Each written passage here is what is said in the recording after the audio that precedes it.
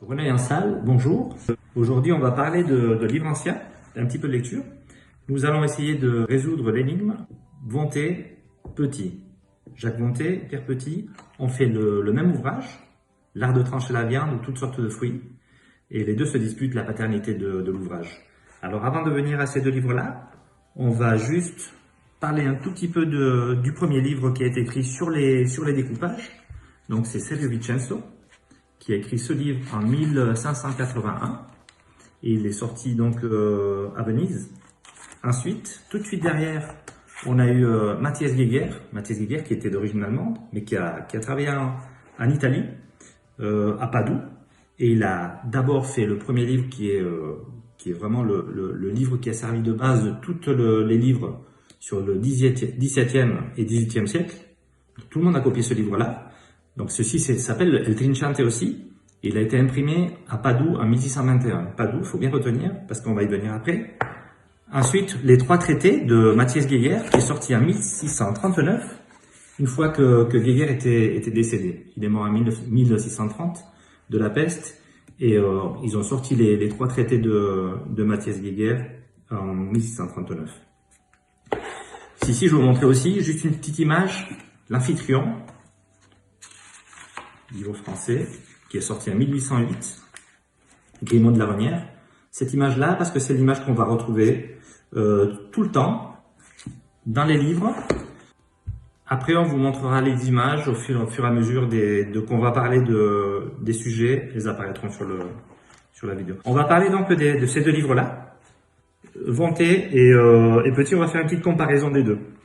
Alors, Jacques Vonté, on a L'art de trancher la viande et toutes sortes de fruits à la mode italienne et nouvellement à la française. Donc là, dans le titre, on voit déjà que lui, il a certainement été en Italie, qu'il a connu un petit peu la façon de travailler là-bas, qu'il a connu aussi des livres. Et on voit que déjà dans les planches, elles sont très, très similaires à celles de Matthias Geiger. Et après ici, on a Pierre Petit, L'art de trancher la viande, toutes sortes de fruits, par Pierre Petit. Donc, il ne parle plus de la mode italienne, puisque déjà, ce livre, on pense qu'il est sorti vers 1750, peut-être même plus tard. Et à cette période-là, donc déjà, la culture de la découpe était déjà très française, ce qui n'était pas le cas dans le volume à Vonté. Ensuite, nous avons l'écusson. Alors, d'après l'écusson, on a situé le livre à Lyon. Les deux écussons sont exactement les mêmes. D'après cet écusson, on a situé le livre à Lyon. Et après quelques recherches à la Bibliothèque nationale de Paris, en fait, on a découvert que ces écussons ne sont pas réels. Ils sont imaginaires et ne correspondent pas à un lieu ou à une personne, dans les deux cas. Alors, ensuite, dans l'introduction, on n'arrive pas bien à lire. Alors, Jacques Vonté, il va nous dire, en fait, qu'il a travaillé un petit peu en Italie, dans tous les pays d'Europe, les plus réputés pour la découpe. Mais il nous parle aussi de Rome, et il nous parle de Padoue. Il a travaillé à Padoue. Padoue, le lieu où on a fait les livres à Matthias Geiger. Matthias Geiger, donc en 1621, 1639, et il est très possible qu'ils se soient croisés, qu'ils se sont connus, ou en tout cas, il a pris connaissance de ces livres-là, puisqu'il dit qu'il a lu les meilleurs livres de découpage international. Donc je pense qu'il a dû ramener ces livres-là et s'inspirer de Matthias Geiger, je pense. Il nous dit aussi qu'il a travaillé pour le duc de Toralda. C'est Francisco de Toralda, duque d'Aragon. Et lui, il a été duc d'Aragon en 1646 et 1647. Donc les dates correspondent aussi avec le livre pour situer une date du livre. En revenant sur l'écusson, puisque ne correspond pas à la ville de Lyon, il est très possible qu'il ait été imprimé ailleurs, peut-être à Paris. Pierre Petit, par contre, ne nous parle pas de lieu où il a travaillé, ne donne pas de nom de personne, donc on n'arrive pas à situer, on ne peut pas vérifier quoi que ce soit par rapport à son introduction à lui. Par rapport à l'écriture, alors dans l'exemplaire de Metz, la calligraphie germanique laisse supposer qu'il émane d'un élève directement de l'auteur, de même nationalité, soit un Suisse, soit un Allemand. L'écriture, alors l'écriture, Dans l'exemplaire de Metz, parce qu'il y a plusieurs exemplaires dans chaque livre, on en trouve une dizaine d'exemplaires dans le monde.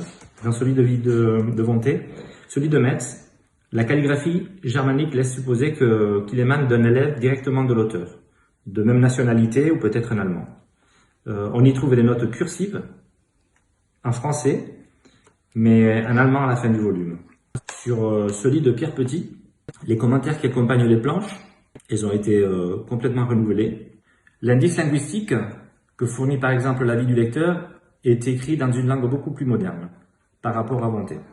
Le papier, alors pour Jacques Vonté, il a utilisé le papier en filigrane.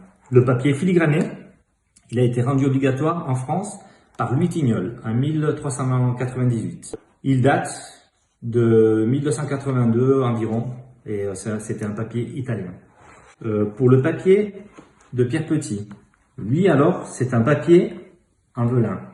Le papier, pour Pierre Petit, l'examen de plusieurs exemplaires font régulièrement apparaître que les volumes ont été réalisés sur un papier en velin, fabriqué par la famille Jeannot Mathieu en 1750, entre 1750 et 1780. Le papier velin a été découvert en 1750 par deux Anglais, ensuite perfectionné en 1780 par François-Ambroise Didot, avec les papetiers Jeannot d'Annonay. Par contre, la famille Jeannot ouvrira la première papeterie en 1634. Peut-être ceci aurait un lien avec les plaques de Vonté, que l'on utilisa une centaine d'années plus tard. Les planches, pour Jacques Vonté, environ 41 planches, mais il n'y a pas deux exemplaires pareils. 33 pour certains, ça peut monter jusqu'à 50. Alors pour les planches, pour Jacques Vonté, environ une quarantaine de planches, 33 et plus pour certains ouvrages. On a des planches qui sont gravées en cuir, et selon Achille Schmaeli, il aurait enregistré ces planches en 1627. Les planches de Pierre Petit, ici, on va y trouver une cinquantaine de planches selon les exemplaires, plus ou moins. Quelques figures entièrement nouvelles, les autres sont soit copiées d'après Vonté, soit obtenues par la plupart d'entre elles par réutilisation directe des planches de gravure de Vonté. On ignore de quelle manière ces planches se sont transmises génération en génération. On ne sait pas comment il a réussi à avoir ces planches, mais c'est exactement les mêmes. Alors, ici, ce que je vous ai montré, ce sont deux exemplaires de la Bibliothèque de Lyon, donc c'est des copies. Moi, j'ai mon exemplaire à moi de Pierre Petit. Je n'ai pas Jacques Vonté, parce que Jacques Vonté, on est presque introuvable. Alors celui-ci, on a ici un petit anagramme c'était un livre qui a appartenu à Olivier Raymond. Le voici. Dans cet exemplaire, il n'y a quasiment rien d'écrit, il y a juste des numérotations. On voit encore ici ce petit dessin que tout le monde a copié après.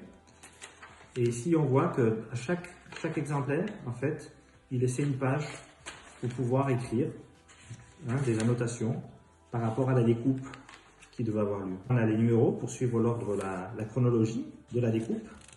Et dans chaque découpage, on a des pages qui sont entièrement vides, dans lesquelles les élèves faisaient leur annotation. Ici, dans cet exemple-là, j'ai l'impression que celui qui l'avait, il ne savait pas écrire, parce qu'il n'a absolument rien noté. Par contre, il y a les numérotations, elles y sont.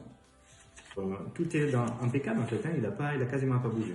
Ça, c'est un exemplaire unique. Chaque exemplaire est unique. Il n'y en a pas deux pareils, puisque les annotations sont différentes pour chacune. Et ici, dans celui-là, voilà, toutes les pages sont vides, prêtes à faire quelques annotations. Voici donc une de mes passions. Ces livres-là sont un patrimoine culturel de la gastronomie, de notre métier. Nous sommes les garants, les gardiens pour quelques années, une vie.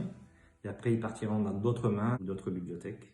Comme quoi, le savoir et la culture, l'héritage, c'est pas qu'une question de passion, mais c'est un devoir de les partager. J'espère que cela vous a plu et au plaisir de vous revoir en forme bientôt. Bisous à tous. Si vous aimez le livre de Jacques Vonté, vous pouvez le trouver dans une version réimprimée. Celle-là, on est dans les 20 €. Donc cela, vous pouvez vous la procurer par internet facilement.